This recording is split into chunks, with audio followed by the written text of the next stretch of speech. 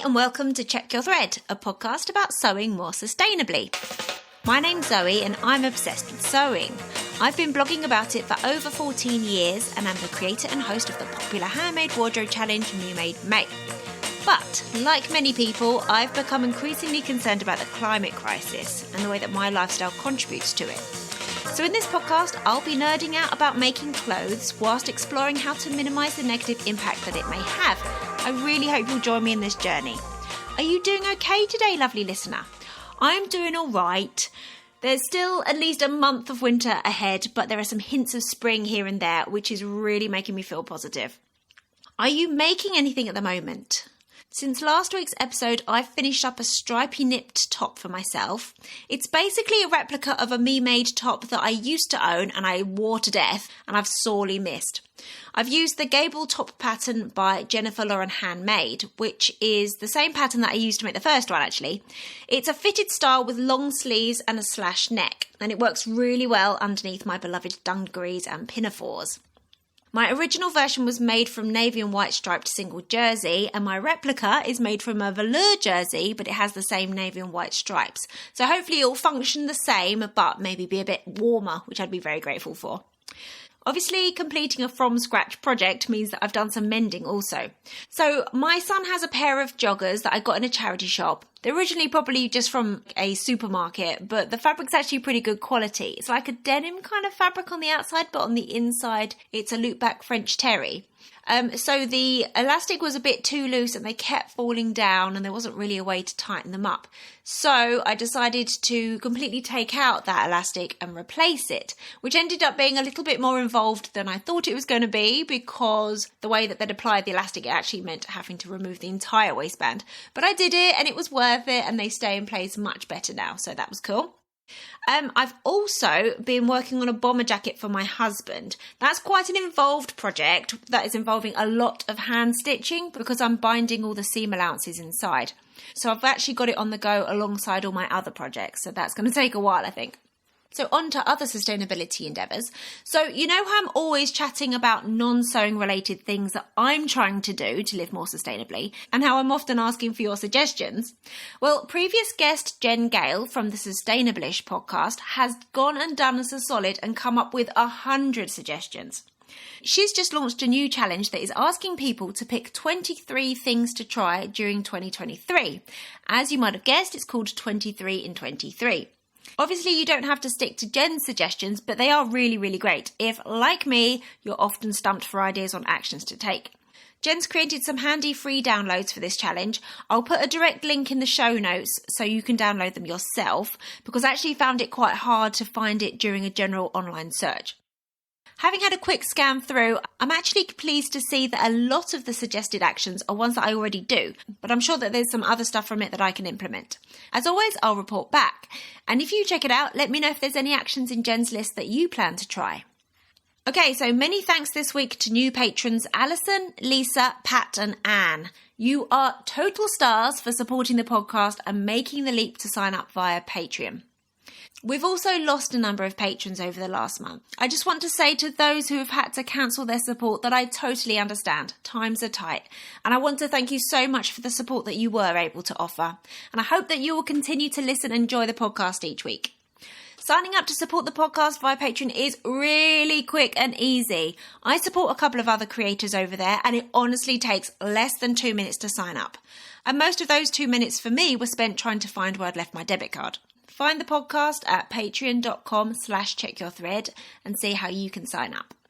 So what have I got in store for you this week? Well, today's episode is a solo one in that you'll only hear my voice, but it's actually a huge collaboration. Hopefully you'll have already heard episode 72, which is sewing for body changes. If not, please put this one on pause, go and listen to episode 72 and then come back to this one. That episode sparked so much awesome feedback about how you lovely listeners approach making clothes for your own body changes. And it was clear that an update episode was in order. Massive thanks to everyone who shared their own ideas and discoveries regarding this topic. I've crammed as many as I possibly can into this one. A quick note on pronouns. I'm trying to get into the habit of only using she, her or he, him pronouns only when I've confirmed that they are someone's preference. If I can't find a preference stated anywhere, I'm using they, them, or avoiding using pronouns where possible. So there's some flitting between pronouns in this episode, which might sound a bit jarring, but I think we'll all get used to it.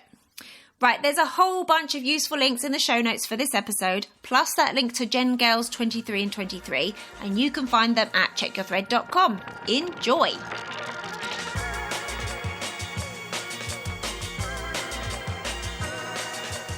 Episode 72 of this podcast was all about sewing for body changes. I was nudged into making it by a couple of listeners, Janet and Erin, and it was based on the acknowledgement that all bodies change shape and size over time. Different bodies will change to different degrees, in different ways, over different timeframes, and for different reasons, but they all change. It's not something that is widely recognised or frequently discussed in broader culture or particularly within the sewing community, or at least not enough considering how many of us are affected. And those changes in shape and size can, at times, make us feel really uncomfortable in our clothes, or even make some garments unwearable. That's certainly been my experience. And when the clothes in question are ones that you've made yourself, it can feel particularly frustrating not to be able to wear them.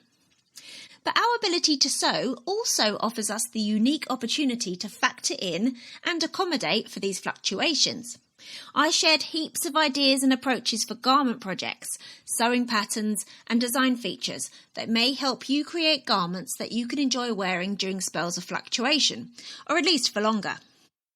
Well, the sheer amount of comments, messages and emails I received about that episode has confirmed that it's definitely not just Janet, Erin and myself who are interested in more comfortable clothing. Heaps of you were delighted to hear this topic being covered on the podcast. Lots of listeners said that it gave you ideas to try, and many others generously shared their own experiences of and preferred tactics to making clothing for their fluctuating bodies. It was clear that there's more to be said on this underserved topic. And with so many excellent additional points and interesting ideas, I felt an update episode was in order to give them the attention that they deserve. So that is what we're going to hear today. Plus, at the end of this episode, I'll combine and summarise all the points and suggestions from both episodes into one handy guide for sewing for body changes. So let's get cracking with your thoughts and findings, starting with those related to fit.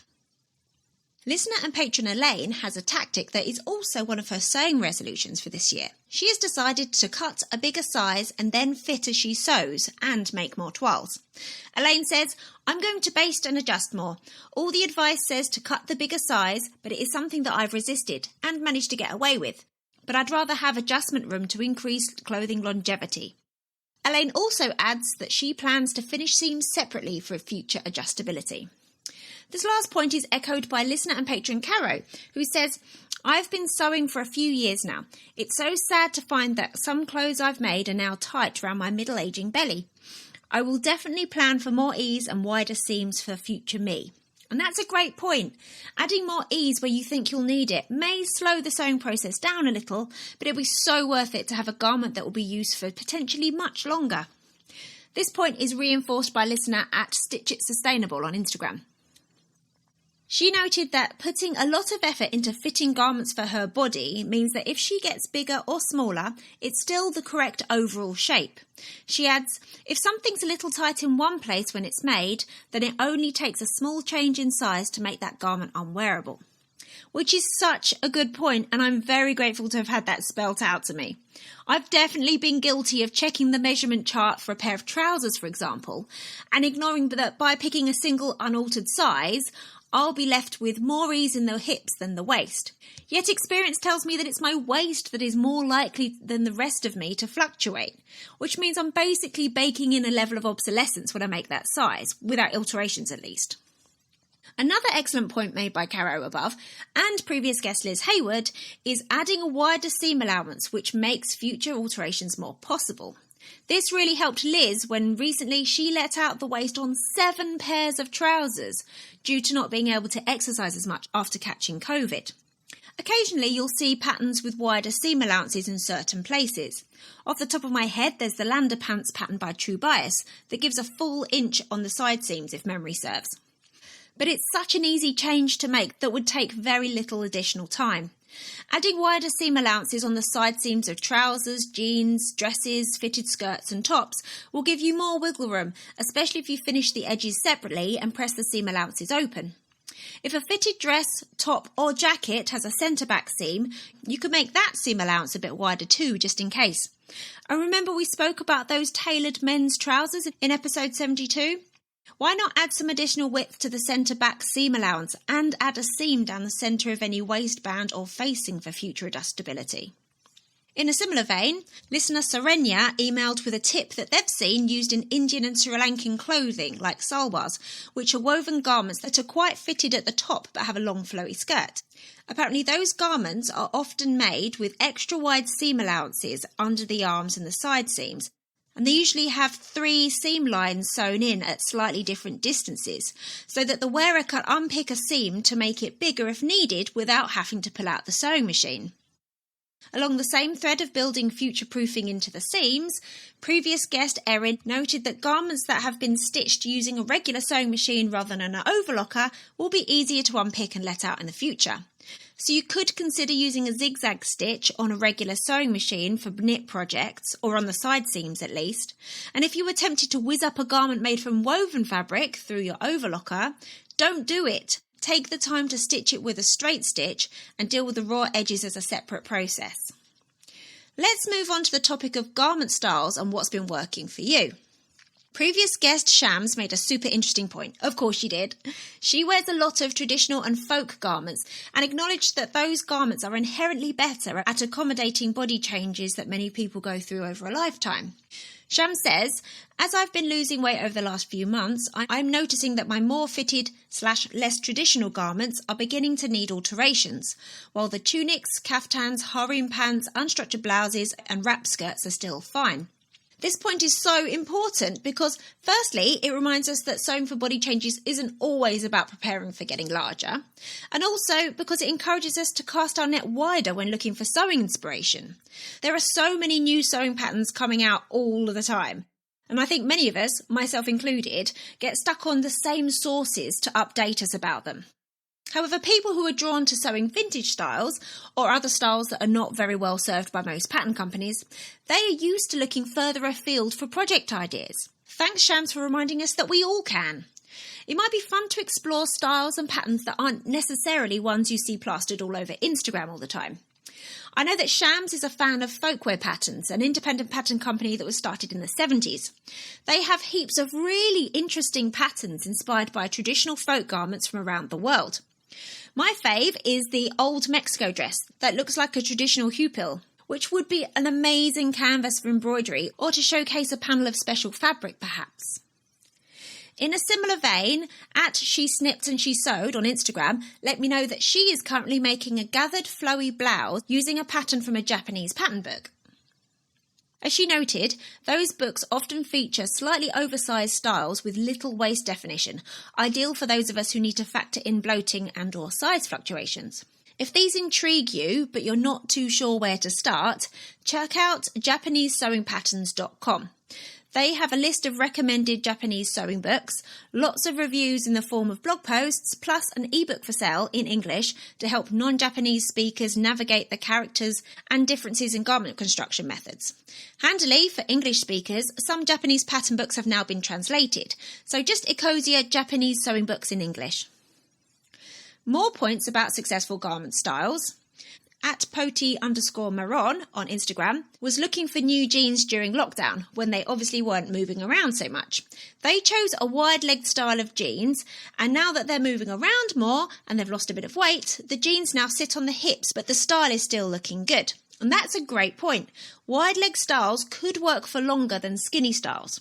That said, skinny styles are often made with stretch content, so there's that to consider. So maybe go for a wide-legged style if you predict weight loss, or a slimmer leg style in very stretchy fabric if getting larger is on the horizon.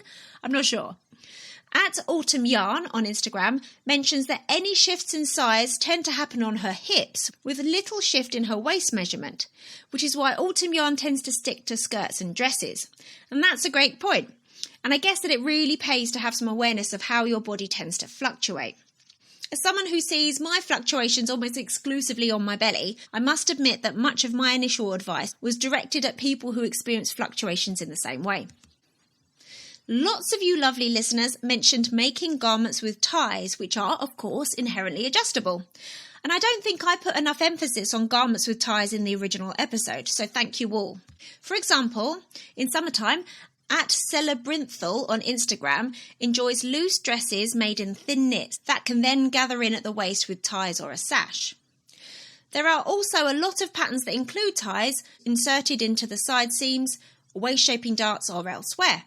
Ties are brilliant because you're in full control of the volume of the garments and how much or how little cinching is happening. You can also adjust it according to your needs throughout the day, whenever you want, without having to remove the garment.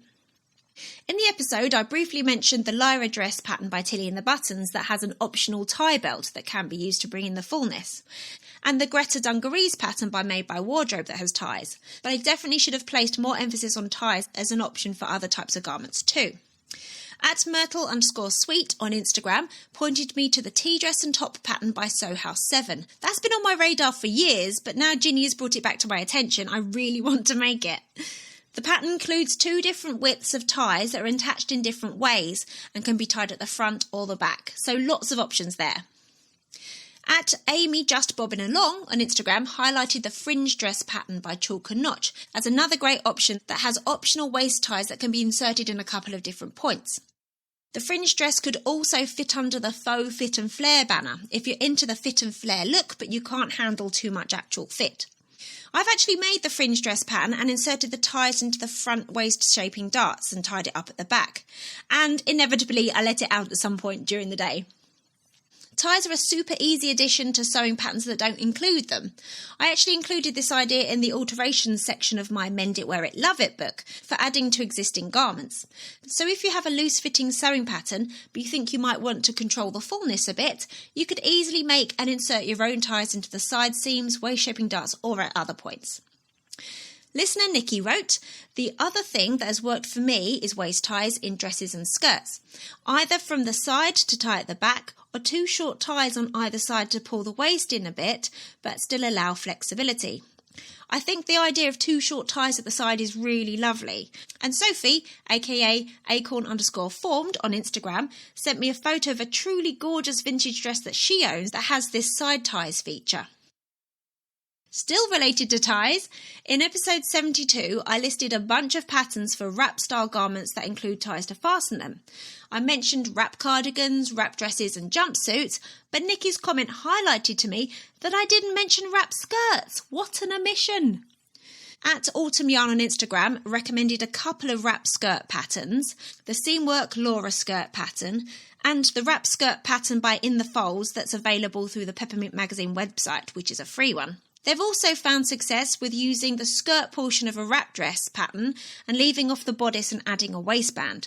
So that's an option if you already have a suitable wrap dress pattern in your stash. @Mr. and Mrs. Rat on Instagram prefers wearing elastic waistbands and skirts and dresses with ties, but made the excellent point that you can also wear belts over the top, which are obviously also adjustable, which can give you a more put-together look to an outfit if that's something you want or need for work perhaps. Thank you for that styling tip. Moving away from ties now, Alyssa, who is WWNDW on Instagram, finds that she gains and loses weight often, and one of her favourite tactics for woven garments is to make them sleeveless and wear a cardigan over the top. She finds that this allows her to wear them for a little longer when her weight changes. Alyssa's also had an idea for outfits that are comfortable but suitable for office dress codes. She is planning to make a 70s tunic and trousers set from a vintage sewing pattern. I know exactly the type of patterns that she means. The trousers often have an elastic waist, which might otherwise be unsuitable for an office dress code, but with a body skimming tunic over the top, it would just look like sleek trousers. I can really imagine this being awesome and extra comfy in the gorgeous Ponte Roma or some other sturdy double knit. You could also have a lot of fun with jewellery as well. A garment type that I did do a decent job of mentioning in the original episode is elasticated waist trousers. But as Alyssa's point above notes, they're not an option for every circumstance or for every body. @Stitch It Sustainable confirms that elasticated waist trousers don't always work for everyone, even if on paper they sound like a great answer to the issue of shape and size fluctuation. She notes that on her, the waists often ride up where they don't belong because her waistline isn't the smallest part of her torso. She prefers non-stretch woven trousers and skirts, which she finds stay in place better. At Karen's Purple Cow on Instagram finds elasticated waist trouser patterns work well, but chooses a size that gives her minimal ease for a sleeker silhouette. Karen also makes a suggestion to hand stitch the opening of the elasticated waistbands closed on the inside so that they are easier to unpick and alter at a later date. At spokes_sews on Instagram shared with me her tip when she's making elasticated waist trousers. She fastens the ends of the elastic together with a safety pin rather than stitching and then bastes the casing closed. The safety pin just stays in there through the laundry and everything, ready for super easy adjustments when necessary. Karen, at So Little Time, and Elmire Takes Pictures all pointed to the recently released Merriam trousers pattern by Cashmerette. They look like tailored trousers but have an optional secret flex waistband which should provide a certain amount of extra give. And finally, at Amy Just Bobbin Along, experiences a lot of body fluctuations throughout the day and tends to stick to dresses and dungarees for that reason. I hear you, Amy. You know I love a dunga. As I acknowledged towards the end of the original episode, dungarees and pinafores are excellent alternatives to trousers and skirts when you really can't handle the idea of anything digging in. I advised avoiding patterns for dungarees and pinafores that have waist seams and included some pattern options. But I'd also like to give a shout out to some patterns that have a waist seam but also adjustable ties. There's the Burnside Bibs by Sew House 7, which I've previously made and adore. The ties can be worn in a number of ways, which is super cool. The Otis Overalls by Sew Liberated is another really cool looking pattern that I'd personally love to try. It has a really interesting gather tie situation at the back. Sew Liberated then worked the same magic with a pinafore pattern, the Penny Pinafore, if that's more your jam. Plus, there are two jumpsuit patterns that I failed to mention in the last episode that both have elastic at the waist. I really think they are great options and I want to shine a light on them. There's the wide-legged jumpsuit pattern by Assembly Line, which has shearing at the back at the waist. I made it last year to go to a wedding and it looked super fancy, but honestly felt like wearing pyjamas even after loads of food. The other I haven't tried but is on my list for this year is the Intrepid Boiler Suit pattern by Alice & Co. That can be cinched in at the waist with a belt or you can add elastic, which I plan to do. And a couple of additional notes on fabrics that I didn't address last time. Generally speaking, I would deter people from making a sewing pattern designed for wovens in a knit fabric, or vice versa. I think that can often invite a huge headache. However, there are many instances where it's worked well. You could consider making a woven garment pattern, such as a fitted dress, but in a stable knit, such as a Ponte Roma. It handles and behaves in a similar way, but it has some useful additional stretch properties. And previous guest Erin made an excellent point about fabrics to avoid if your size and shape fluctuates. And that can be an important aspect of future-proofing garments. Erin suggested avoiding fabrics that are prone to damage, including viscose, rayon and cupro, as they easily split when the seams are put under stress and they are difficult to repair. Excellent point, Erin. So massive thanks to everyone who contributed their ideas and tactics. Apologies if I didn't mention yours. I read and thoroughly appreciated every single one. I also tried to directly respond to every single one, but some might have slipped through the cracks of the many avenues of communication. Okay, after all that, here's my attempt to summarise the topic. I would say the very first step is to think about what type of fluctuations you often experience and where on your body they are most noticeable. Ask yourself which garments in your wardrobe can be the most uncomfortable or even unwearable due to your fluctuations or general changes. You might want to make some more comfortable alternatives to those garments straight away, or you might just want to keep all these things in mind when project planning generally in the future. But answering those questions will give you some useful insights. Now to summarise everything we've come up with collectively. Are you ready? Things to look for when planning projects and searching for patterns. For outerwear, i.e. coats and jackets, avoid very slim fitted styles. Investigate designs that include lots of design ease. For cardigans, look for styles that can be worn open or are adjustable because they wrap over. For tops and dresses, consider boxy, trapeze or oversized styles. Think about making them sleeveless and wearing cardigans over the top when it's chilly. Traditional and folk styles, plus styles from Japanese pattern books, are probably future-proofed for fluctuation to quite an extent. Consider peasant or smock styles with gathering into the neckline or designs with yokes or panels that have gathering or pleats going into them. For more fitted garments, possibly add wider seam allowances and additional rows of stitching, which will allow you to let them out with ease in the future. For dresses and jumpsuits, look for styles that don't have a waist seam, or if you would like a waist seam, think about styles with an elasticated waist, possibly with just the elastic at the back. Or faux fit and flare styles that have the look of a full skirt and bodice but aren't actually very fitted. These can be cinched in if desired with a belt or sash. Also wrap styles or ones that include waist ties that can create adjustable waist shaping. Right, skirts. Look for skirts that have elasticated waists or drawstrings. Elasticated waist skirts can be full gathered skirt styles or sleek fitted knit pencil skirts or something in between. Also wrap skirts with ties or multiple button settings so you can alter the size.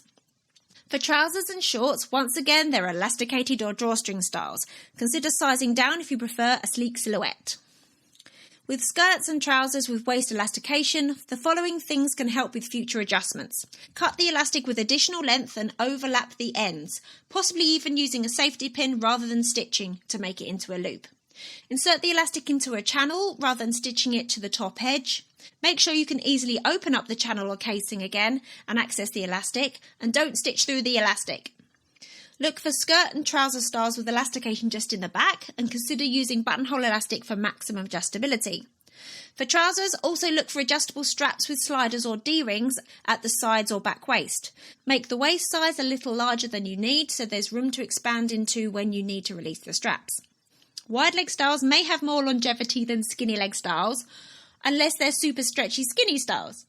Finally, when in doubt, go for a pinafore or dungarees. Now to summarise the things that we can do to patterns to future-proof our projects. Take the time to fit the garments really well to our bodies with a suitable amount of ease throughout. Add waist ties. Add belt loops if they're not included so you can wear a belt if you lose weight. Add D-rings and straps. Add bigger seam allowances, especially on the side seams of trousers, fitted dresses and skirts. Consider adding a larger seam allowance on the centre back seam of trousers and adding a seam into the waistband or facing for fitted trousers or skirts. If you've got to have pockets, add patch pockets rather than inseam pockets so you can let out or take inside seams at a later date. Finish the seams open rather than closed. Stitching seams with a regular sewing machine rather than overlocking. Ask yourself if your project would work in a knit fabric or a woven fabric with stretch content. Avoid delicate fabrics or those that easily split when tension is applied. Lastly, I really want to highlight an observation that previous guest Liz Hayward made that I feel encapsulates the whole point of these episodes. Liz noted that she felt happier about her waistline when she was comfortably dressed in trousers that didn't dig into her. At risk of taking Liz's point out of context, my interpretation of what she's saying is this. She feels fine, or at least better, about her body when wearing clothes that fit well, and not so fine, or worse, about it when wearing clothes that dig in. Which very much indicates to me that the trousers were the problem in Liz's instance. And that generally, clothing is the problem, not our bodies. We don't have to suffer because ours changed. Because of course it changed. All bodies change, for all sorts of reasons. Liz had the skills, and thankfully the sufficient seam allowance to rework her trousers to make her feel good in them again. And as we've proven, there are many, many ways that we can actively future-proof our garment projects so that we can feel good in whatever we make for as long as possible. Thanks so much for listening. I really hope you enjoyed this episode and are left feeling inspired. For more info about the podcast, including show notes for this and every episode, head to checkyourthread.com. I'd love to hear from you, so if you have any comments, questions or ideas for future episodes, please get in touch by emailing zoe@checkyourthread.com or find me on Instagram @checkyourthread. Massive thanks to Patrick Potter for production support, to Sylvia Seller for the awesome logo design, and to Simon at Palm Skin Productions for the music. This ad-free podcast would not be possible without listener support, so if you feel you are able, please consider signing up to the Check Your Thread Patreon. For the equivalent of buying me a coffee each month, you'll be making it possible to continue producing regular episodes. Links can be found in the show notes and on the website checkyourthread.com. I hope you'll listen again next week. Until then, take care. Bye!